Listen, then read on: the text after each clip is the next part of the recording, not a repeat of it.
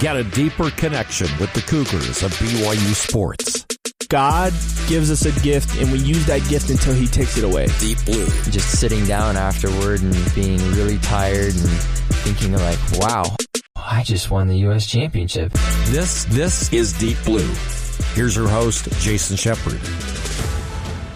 Thanks for tuning in for a new episode of Deep Blue. This is the show where we get to know the person behind the number that you see on the field or the court. These are the true stories of BYU athletes from their own mouths. Today, it's part 2 of our conversation with former BYU defensive lineman and current Cougar football radio color analyst Hans Olsen. Now, if you haven't listened to part 1 yet, make sure to check it out before diving into this episode. In the first part, we covered a lot about football. Now, we'll explore how football has shaped Hans as a person. When football really entered your life, and you mentioned obviously your uncle being Merlin Olsen, and we know all of his accolades, not just certainly at Utah State, but in the NFL with the Rams. And I mean, everybody knows who Merlin Olsen is if you follow the NFL at any time. Was it always a foregone conclusion you were going to be a football player because of the history and the family? You also mentioned you were a bigger kid. Was it just this was inevitable for you? No, it wasn't. I was a very chubby, unathletic kid, very chubby and very unathletic, to the point where everybody thought I'd end up being Tommy Boy. I'm not kidding you, too. My mom had delivered a classic line. She was like, we either knew he was going to be something successful or be Tommy Boy. That was the two options for him. My mom is an entertainer. She's incredible. But a lot of people thought, like all my teachers and everybody, they thought this kid's going to be a bum. You know, I had a severe learning disorder and severe attention deficit my entire life. And I had to redo grades. I was held back multiple times and struggled. I remember being able to learn how to write my name. I remember being able to how to decipher colors. Like, I don't know how many people out there remember seeing green and thinking that's green, but I remember when I could finally look at it and be like, oh, okay, so that's green, that's orange, that's red. So I had to deal with a lot of different learning disabilities as I came along, always in resource class and always behind in class, always. And when I got into high school, there were 3 new coaches that were brought into Weiser, Idaho, my freshman year in high school. A guy named Jeff Murphy, a wrestling coach named Kevin Knight, and then a assistant coach for both named John Lumberg. They were all out of their college sports. They were all fresh, green-nosed, ready to take on the world and ready to take on the hardest-headed projects. And you know, I talk about these amazing blessings in life. As much as I want to beat those guys, they were the greatest blessing in my life because they took a kid that was afraid, that was beat down by teachers, that was doubted by other coaches, that had a mom that believed in him. My mom always believed me, and she would always say, Hans, you're going to be a great man. Even though she might not have believed it, she'd tell me you're going to be a great man. And God put these coaches in line, and they beat me to death. And when I tell you, Shep, it was to death. Those guys they harmed me in ways I don't even want to talk about. They just were mean. But they knew we're either going to break him and get him going in another area in life, or we're going to make him an athlete. And that's when it started to come together. Okay, so why do you think, though, because you're right, it can go one of two ways. Why do you think it went the way it did for you? Was it a conscious decision on your part to not let it break you? Like, why did it work out as opposed to being something that destroyed you? Well, you know, I don't know if I've ever put myself in thought of that, but as you ask it, and I put myself into those 7th and 8th grade shoes, you know, those times were difficult. I had what I think was a setup arrest. I was brought into the sheriff's office and read my rights when I was 12. And I had these really tough moments that it was like, where are you going?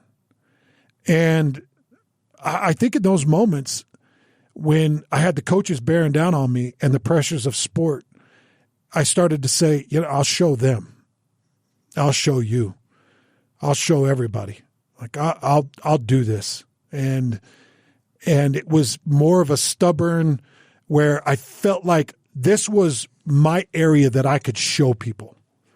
This was my area where I could get out of Weiser. This was my area where I could possibly pay for college or I could possibly make some money because I couldn't do it anywhere else, Shep. My brother's a professional opera singer. I don't know if you know that. I do know that. He is a renowned opera singer, and every teacher loved him, and he was honor roll, straight A, 4.0.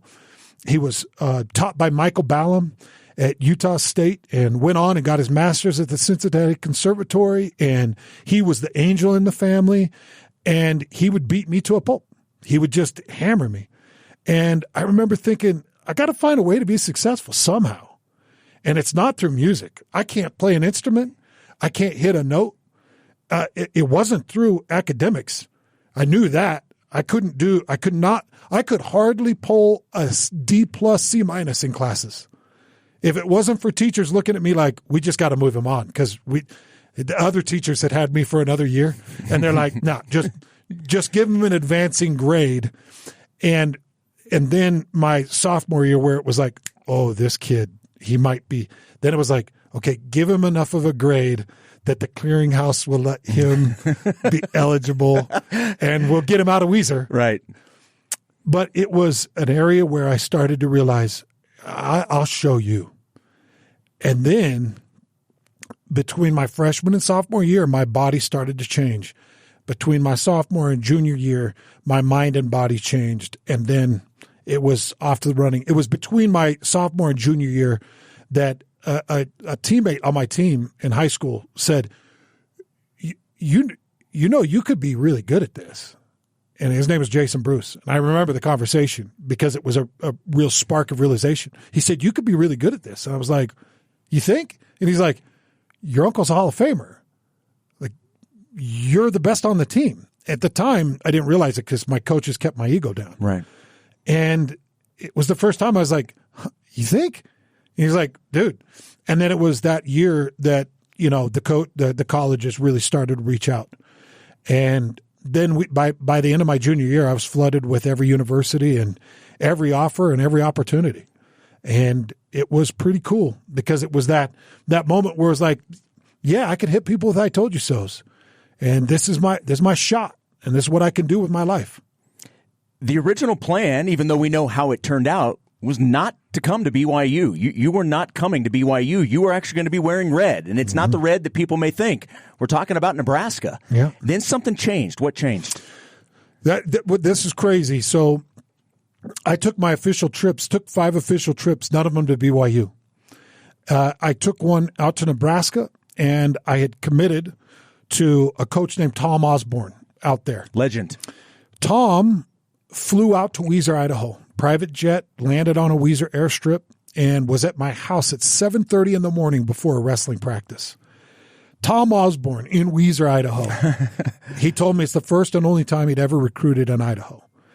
And he's at my front door, and I committed to him. And I said, yes, sir, Mr. Osborne, we're going to do this. And Lavelle came in real late.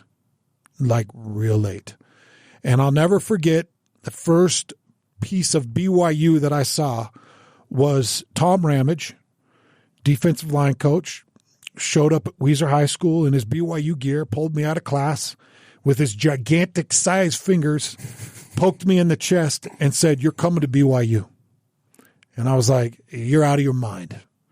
All of these universities wined and dined, and they've been on my butt for a couple years, and you're out of your mind, old man. Like, what are you even talking about? And he looked at me and said, you're going to be coming to BYU. And so he left, and not too long after that, Lavelle showed up at my door. Lavelle sat down with my parents, and he said, Hans is what we need, and I want to start by offering a sincere apology that we're in late on this. This is our loss, and this was our mistake. And my Uncle Orrin Olsen played here, and he was on Lavelle's first team as a head coach. So Orrin was Lavelle's first year as a head coach. I was Lavelle's last year as a head coach. So me and my uncle kind of bookended it. And he said, you're going to be coming to BYU. And this is why. And he laid out the plan. And Shep, when it comes down to it, at the end of that meeting, it was very cool. It's a very cool meeting. I won't go into all the details, but it was a very cool meeting where he shared a lot of parts of the gospel and a lot of things that were possible. And it was things I needed to hear because, as I've mentioned, I was way off the path.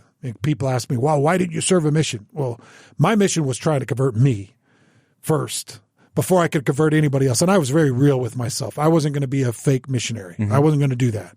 Had too many friends that were doing it. I had friends that were leaving for missions that I knew were worse than I was. And I was like, I'm not going to be that guy.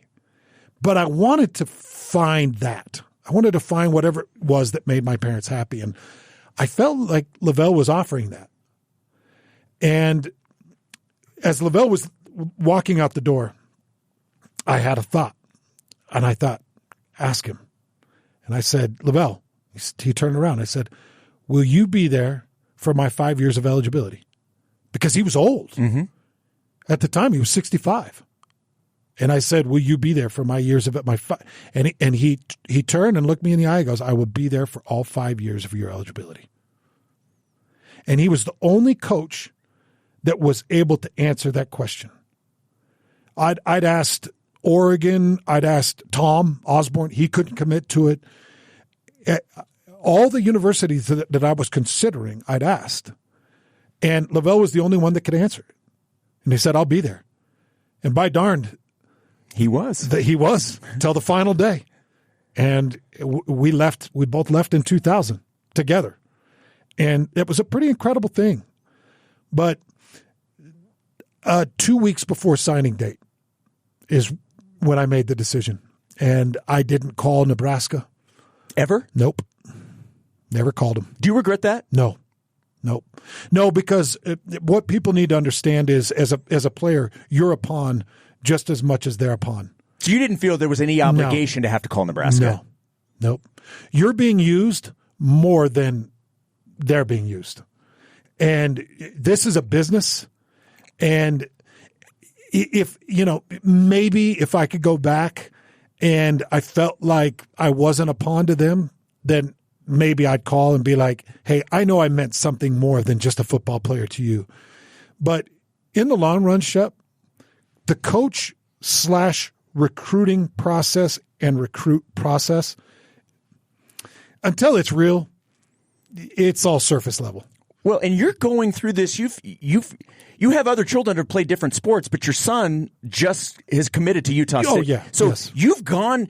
How is it different now as the parent watching your son, knowing what you went through? It's obviously different now than it was then. Yeah. But how is it watching the recruiting process now, watching it through the lens of your son versus when it was you yourself? It's way different. It's so incredibly different because I just look at him and I just know all he is a piece of meat to anybody.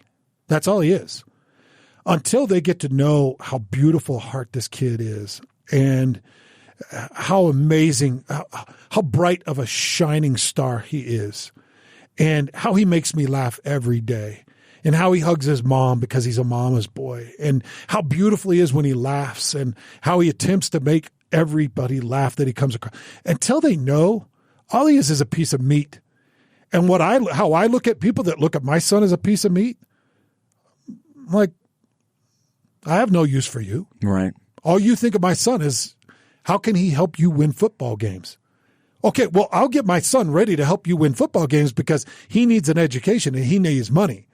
But until you know why Rock Olsen is Rock Olsen, until you understand that he is the greatest thing in my life, then I have no use for you. But when you realize it, he's going to be something way more than a football player to you. Because he's one of the most beautiful things that this earth has ever known. He's such an incredible human being. And So as a parent, you look at it like, until you know my kid, you just look at him in a way to win the game that you're responsible for coaching. I'll get him ready, and he'll win for you because I'm going to teach my kid his responsibilities and his work ethic, but don't expect to have a relationship with him. Just know he'll show up for meetings, and he will win for you, but don't sit there and try to appease me with, oh, I love your son. He's the greatest thing ever, when you're recruiting him, and it's like you don't know him. You just want him for his 6'7", 320-pound frame. You want him because his last name is Olsen, and Olsens play football. That's what we do. But understand, he is more beautiful than Merlin. He is way more beautiful than me. He is one of the most beautiful things this earth has ever known. And it goes way beyond football. And so you can see, Shep, it's kind of a unique thing. Yeah. And it's like I look at coaches like, just try. Now, there are coaches that have known him since he's a young boy. And, they know that he's a special kid. And those coaches I'll listen to.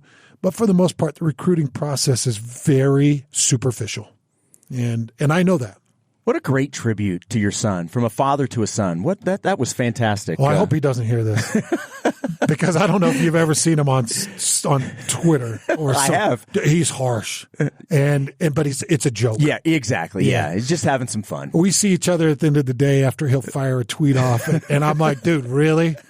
You got to call out my weight, or you got to call out my age, and we laugh, and he's like, oh, I told you.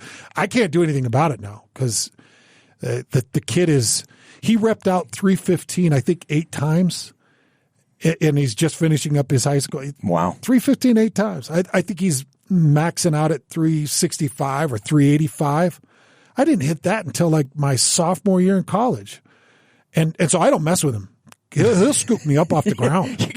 You gotta tread lightly. Oh, he'll tell me, Dad, I need some eggs.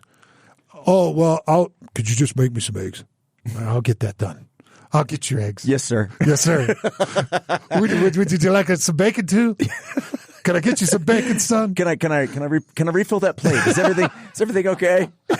Eggs are $7 a dozen, son. Yeah. You just ate $24 an eggs. Oh boy, yeah. We could spend an entire podcast talking about the price of eggs these days. Oh yeah, but I do love him, and you feel that way about all your kids, and you know that, Shep. But he's an incredible kid, but it does put a different spin on how you feel about coaches. There's no question. Yeah. And I've lost some friends through the process. I've got people that I thought were good friends. I've lost friends because it's like, nah, you don't care about my kid. And that's okay. We'll just move on. We'll be business relations. That's fine. Yeah. But he's a beautiful kid. I'm excited to see him grow in the game. Let's take a break. When we return, we'll continue our conversation with Hans Olsen and discuss the impact the 1996 BYU football team had on him. This is the Deep Blue Podcast on BYU Radio. Hey, Cougar fans, Jason Shepard here to talk about one of our other great BYU Radio podcasts, Big Stories. It's a show about amazing stories from Big 12 schools and beyond.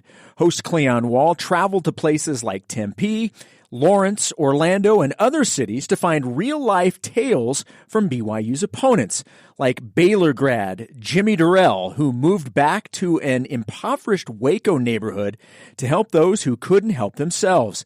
Cleon has plenty of stories just like that through the football and basketball seasons. Don't miss out. Find Big Stories on YouTube, Apple Podcasts, or wherever you listen to your podcasts.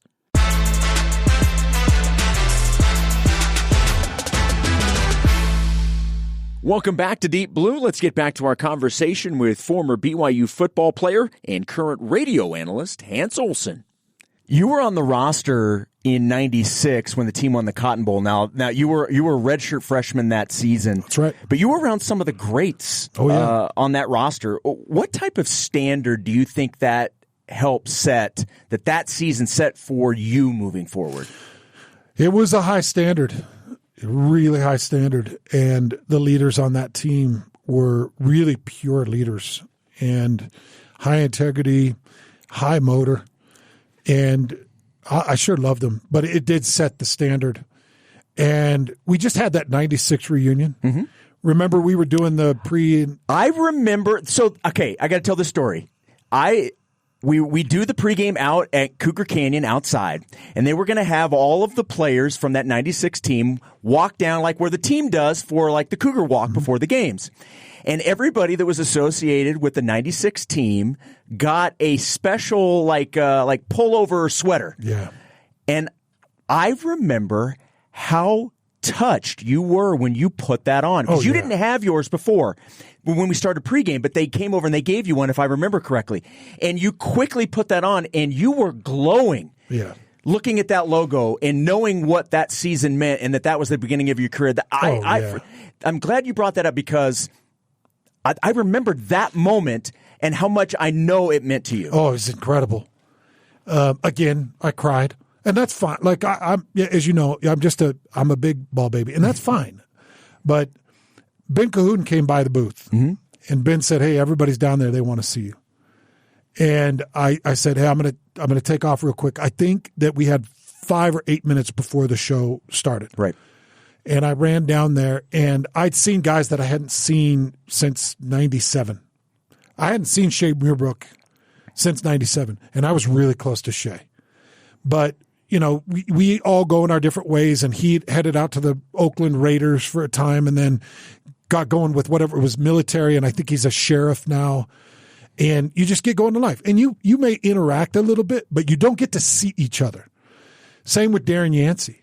I hadn't seen him for years. And so I go over there, and I'm seeing these guys that, you know, you bring it up well because that's your introduction into college football. That's the next step in life. Right. You're moving out. You're independent. You're all alone. You're looking for leadership. You're looking for mentors. You're looking for guidance and how you want to be in your life. And there all those guys were. Ed Kill making me laugh. You know, like Ed is just amazing. Those guys are all great. James Johnson and Derek Stevenson and, you know, Ben Cahoon, I could name probably about 25 or 30 guys. And I went over there and I buried my head in Yancey's chest and started crying and then had tears in my eyes and started hugging Shea and got worse. And, you know, hearing them say, "Hey, I'm proud of you. Hey, dude, this is awesome. Like, I've heard you on the call. I can't believe you're calling the games." And getting some of those comments from guys that I've looked up to my whole life. Holy cow, man, that brings you full circle.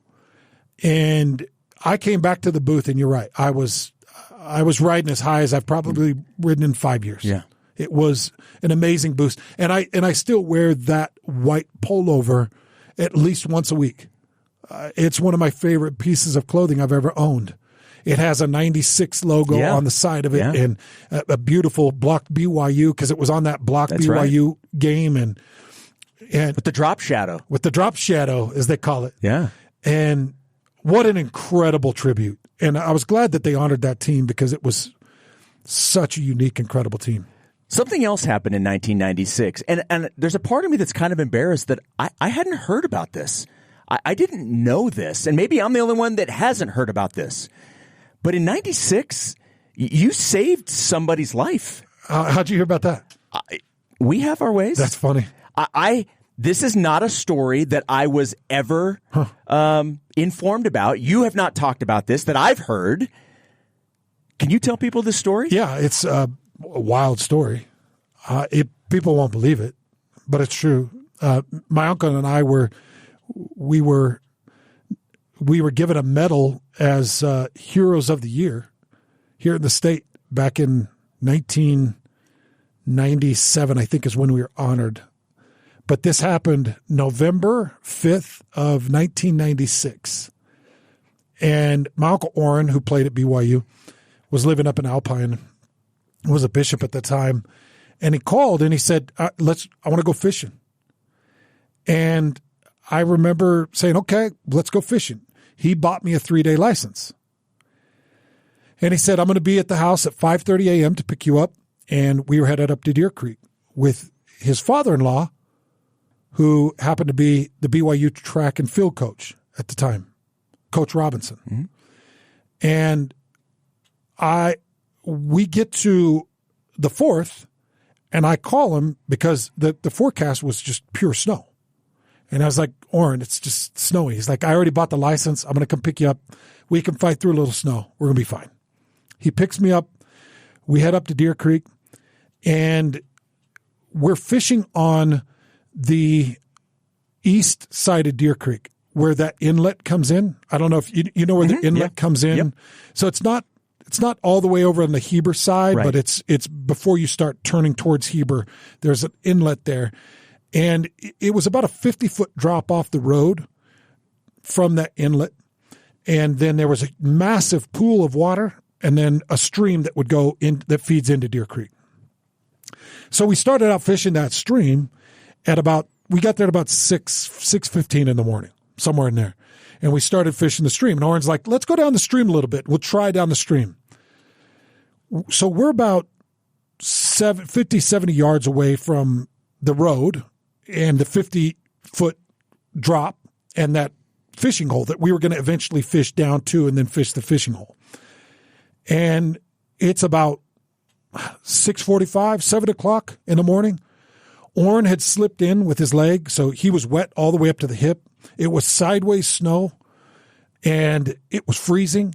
And I remember I'm standing there like, what are we doing? This is the dumbest thing I've ever heard of. What are we doing?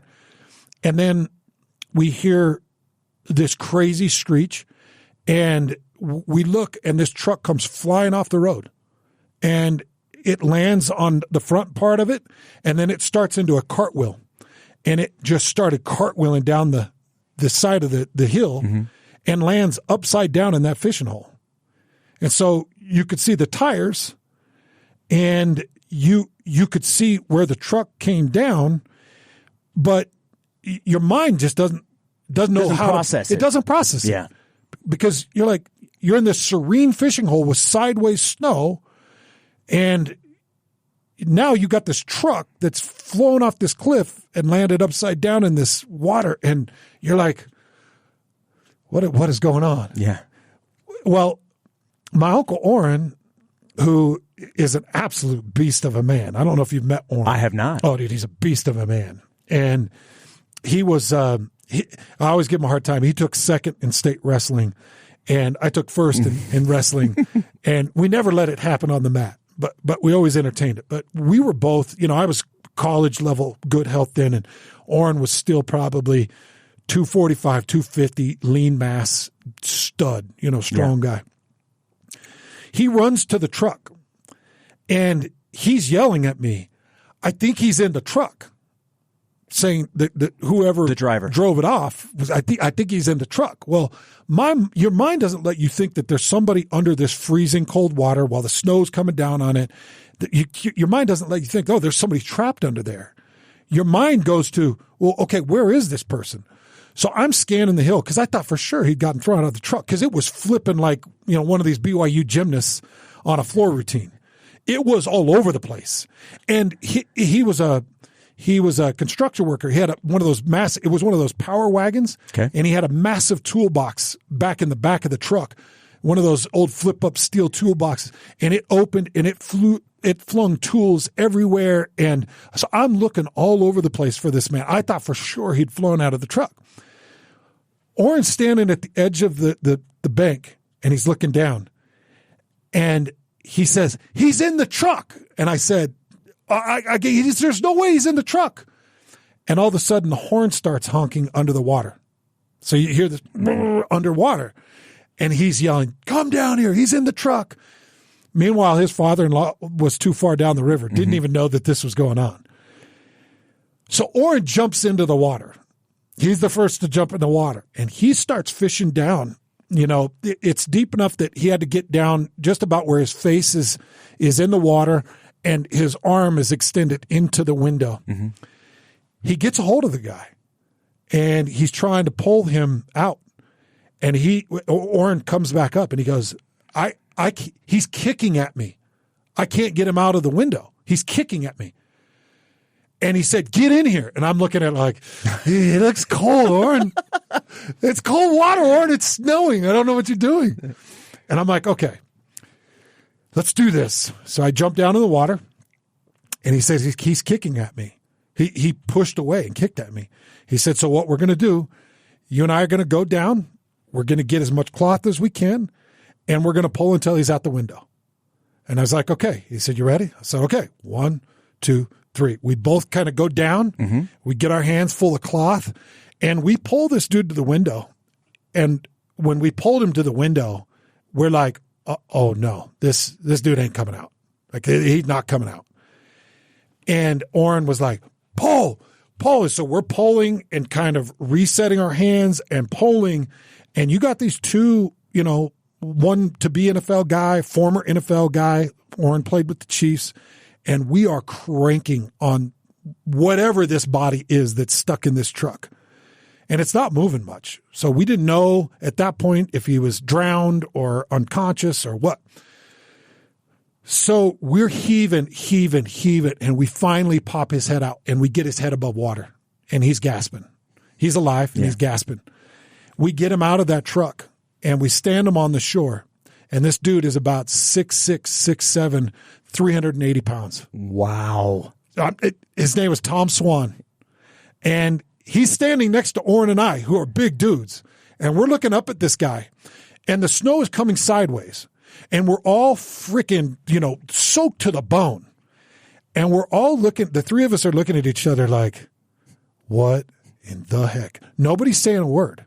You're just looking at each other. Tom's looking at the two of us like, what are you doing here at 7 o'clock in the morning? What are you doing? It's snowing. Why are you here on this shore at 7 o'clock in the morning? And we're looking at him like, you are big. You're a big man. And it was this realization of, holy cow, like, you're right place, right time. It's a faith builder, isn't it? This was all inspired by Oren. I put this all on Oren. First of all, he's the real hero, and he was inspired to keep us on that river at 7 o'clock in the morning on a November 5th with sideways snow. He was the one that put us there. And Oren's always been very close to his Heavenly Father. I think he's been a bishop like 4 times. He's served like 8 missions. I told him, when you get translated, if you could, put in a good word. Because he's not touching death. He's just the twinkle of an eye guy. And I'm like, hey, put in a good word for me. And it was all inspired by him. So, Shep, this guy had a scratch on his knuckles, and that was it. Other than that, totally fine. And the reason he was kicking away, the cab instantly filled with water because all the windows smashed out, and the top of the cab smashed down, and it left about 1.5 foot room in that window. That's what we pulled him through. That's why it was so hard to pull him. A guy that was that tall and 380. Yeah. It was about 1.5 foot window space that cab had smashed down to. So that's why it was so hard to pull him out. The reason he was kicking away from Oren, the only air left in the truck was in the floorboard. And so he was up gulping. He was getting as much, the only air he could at the time was at the floorboard. So he was up trying to gulp at the floorboard, and something was pulling at his leg. And when we talked to him, he said, it's 7 o'clock in the morning. It's sideways snow. He said, what would you think is pulling at your leg? Oh, he thought it was an animal. Yeah, he's like, why would you, like, what would you ever think would be pulling at your leg in that moment? He's like, so I kicked away from it because I needed the air, and I didn't know what had me. And he said, and then when I had both of you grab me, I had no idea, like, what was happening to me. And he said there was a point where he felt like it was some type of supernatural force. Like, he was like, what else would explain having 2 dudes that could possibly rip you out of a truck? And so the whole thing, Shep, is it gives me chills to think about it. And I don't talk a ton about it. But do you remember That's the Rest of the Story? Mm-hmm. Yeah. Paul Harvey.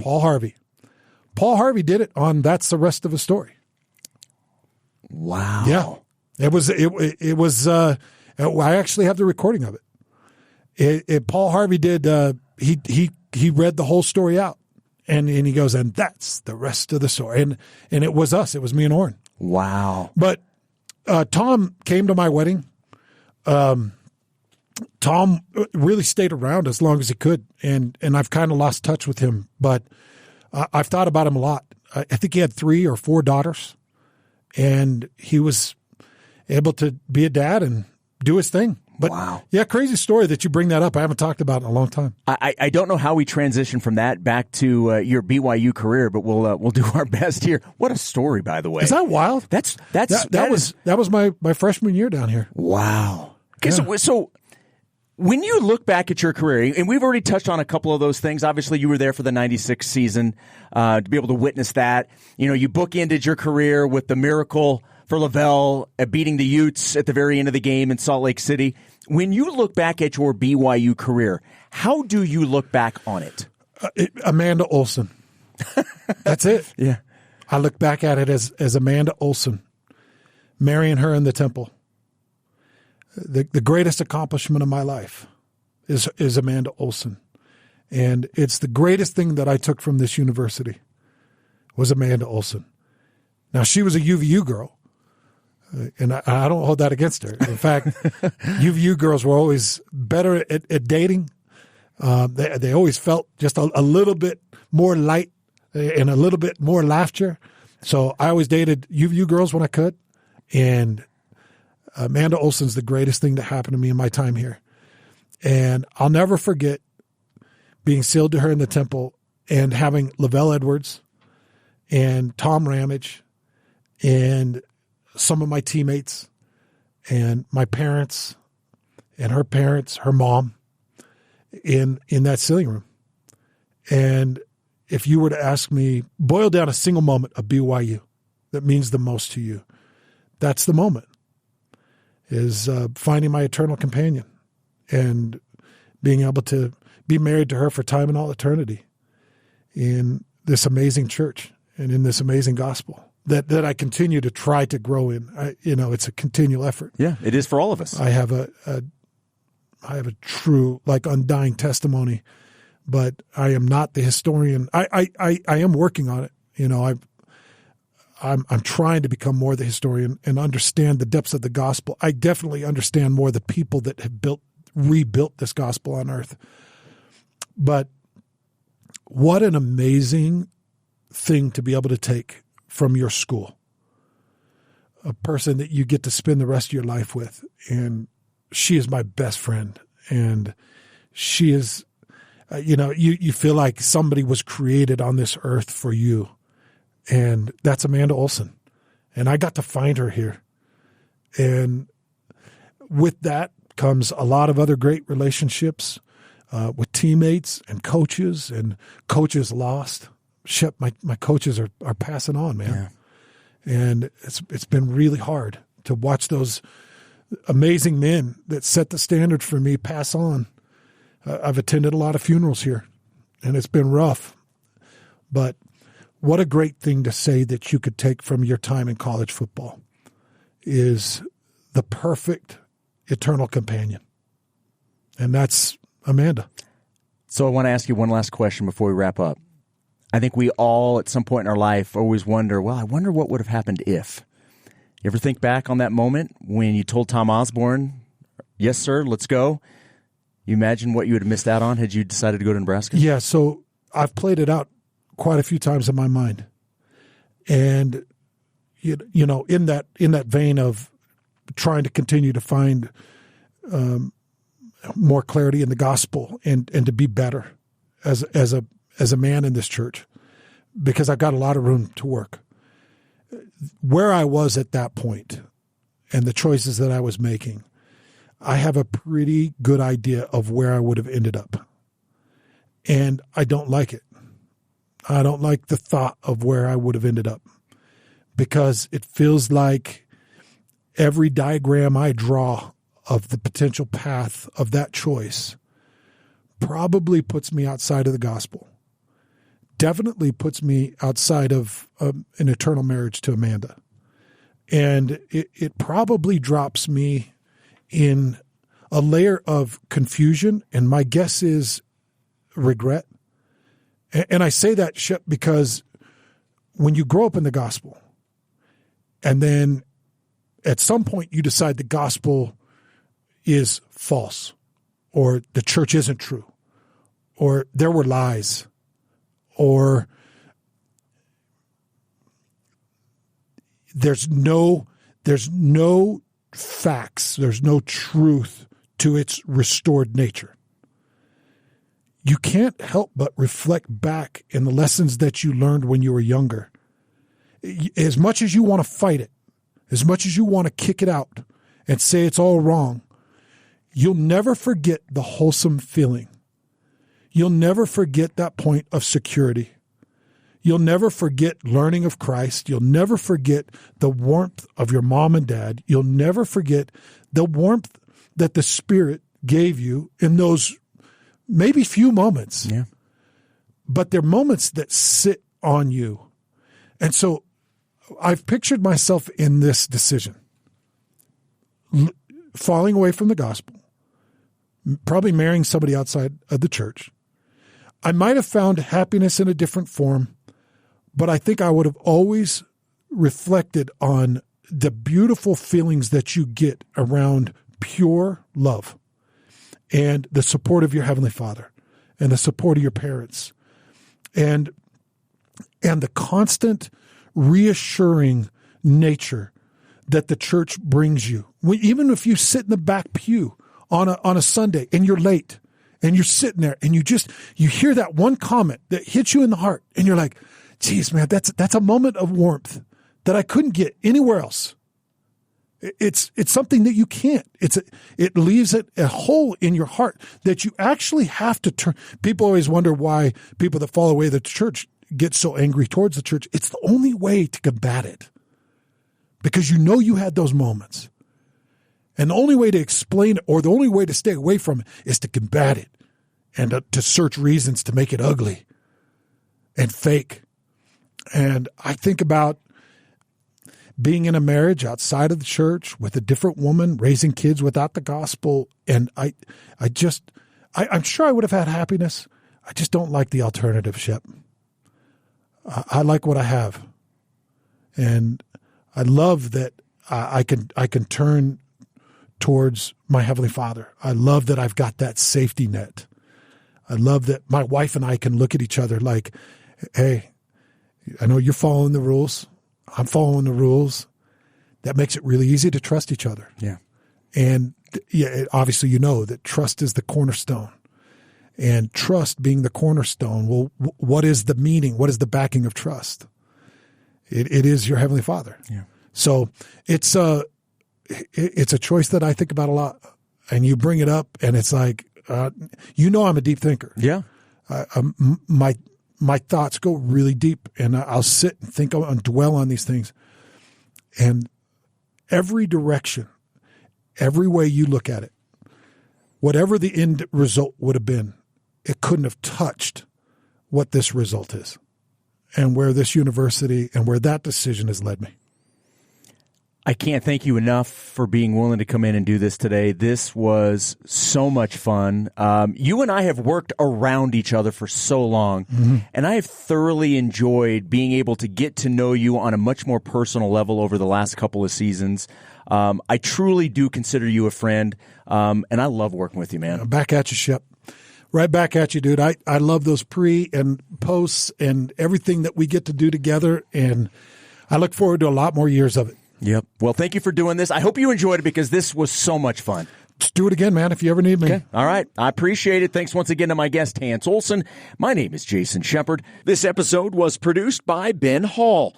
Deep Blue's senior producer is Cleon Wall. You can download and subscribe to Deep Blue on all podcast platforms, or find all episodes on the BYU Radio app. Deep Blue is a production of BYU Radio.